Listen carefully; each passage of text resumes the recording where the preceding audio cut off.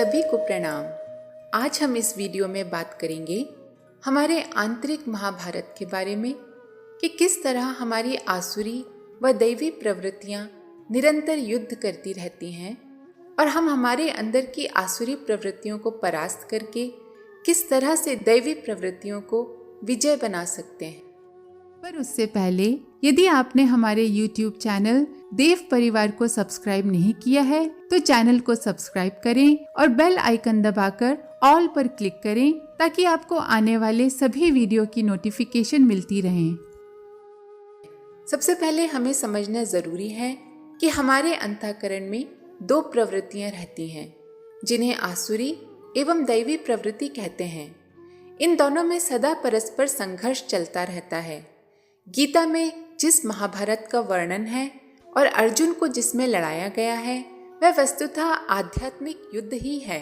आसुरी प्रवृत्तियां बड़ी प्रबल हैं।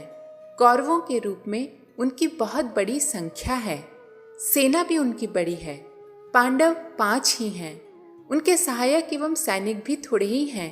फिर भी भगवान ने युद्ध की आवश्यकता समझी और अर्जुन से कहा कि लड़ने के अतिरिक्त और कोई मार्ग नहीं। तामसिक आसुरी प्रकृति का दमन किए बिना सतोगुणी दैवी प्रकृति का अस्तित्व ही खतरे में पड़ जाएगा, इसलिए लड़ना जरूरी है। अर्जुन पहले तो झंझट में पड़ने से कतराए, पर भगवान ने जब युद्ध को अनिवार्य बताया तो उसे लड़ने के लिए कटिबद्ध होना पड़ा। इस लड़ाई को इतिहासकार महाभारत के नाम से पुकारते हैं। अध्यात्म की भाषा में इसे साधन समर कहते हैं। देवासुर संग्राम की अनेक कथाओं में इसी साधन समर को अलंकार की भाषा में बताया गया है। असुर प्रबल होते हैं, देवता उनसे दुख पाते हैं, अंत में दोनों पक्ष लड़ते हैं। देवता अपने को हारता सा अनुभव करते हैं, वे भगवान के पास जाते हैं, प्रार्थना करते हैं, भगवान उनकी सहायता करते हैं और अंत में असुर मारे जाते हैं और देवता विजयी होते हैं। देवासुर संग्राम के अगणित पौराणिक उपाख्यानों की पृष्ठभूमि यही है और हमें भी अक्सर भगवत पुराणों में यही बात बताई जाती है। असल में हमारा अंतःप्रदेश ही वह धर्म क्षेत्र कुरुक्षेत्र है जिसमें हमेशा महाभारत चलती रहती है। असुर मायावी हैं, तमोगुण ही वह असुर है जो हमें माया में फंसाए रहता है, इंद्रिय सुख का लालच देकर अपना जाल फेंकता है और अपने मायापाश में जीव को बांध लेता है। उस असुर के और भी कितने अस्त्र शस्त्र हैं जिनकी सहायता से वो जीव को पथ भ्रष्ट करने में सफल होता है।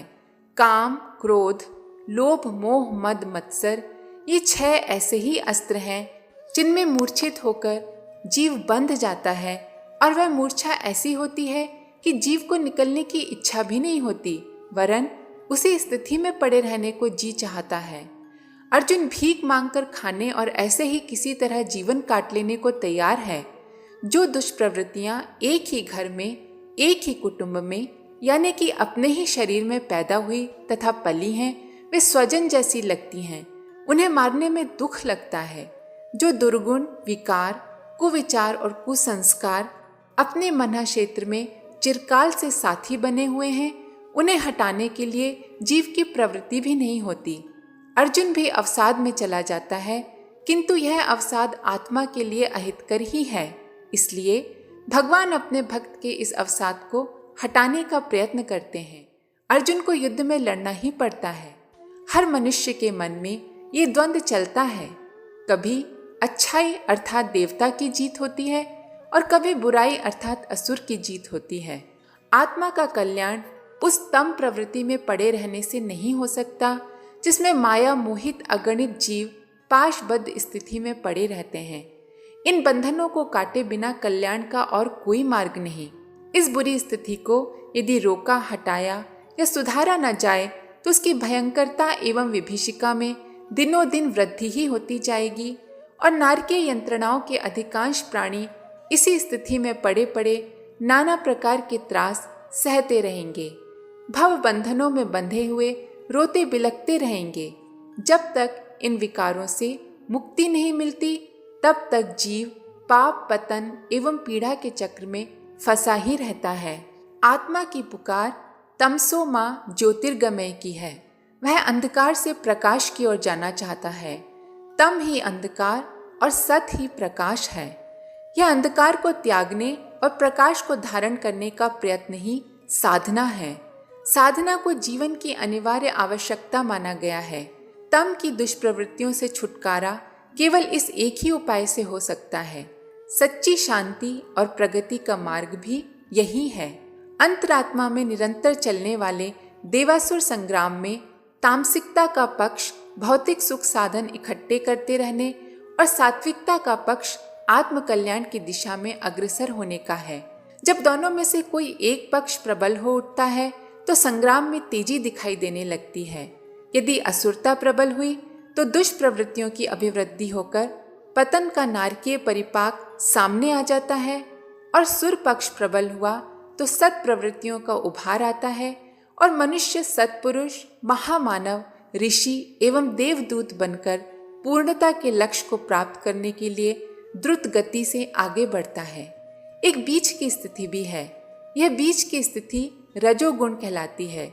इसमें तम और सत दोनों मिले रहते हैं। लड़ाई बंद हो जाती है और काम चलाऊ समझौता सा करके दैवी और आसुरी तंत्र एक ही घर में रहने लगते हैं। भले और बुरे दोनों ही तरह के मनुष्य करता रहता है। पाप के प्रति घृणा न रहने से, आत्मिक प्रगति की ओर कोई विशेष उत्साह न रहने से वैसी ही स्थिति बन जाती है जैसे मंद विष पीकर मूर्छित हुए अर्धमृत प्राणी की होती है। मानव जीवन जैसा अलभ्य अवसर प्राप्त होने पर इस प्रकार का अवसाद चिंताजनक है। भगवान कृष्ण ने बार बार उकसाकर अर्जुन को युद्ध के मैदान में खड़ा कर दिया था। हमारा भगवान अंतरात्मा भी हमसे यही कराना चाहता है। उसकी गीता निरंतर हमारे अंतःकरण में कुरुक्षेत्र में कही जाती रहती है, पर हम हैं कि उसे सुनते ही नहीं, मूर्छा छोड़ते ही नहीं हैं।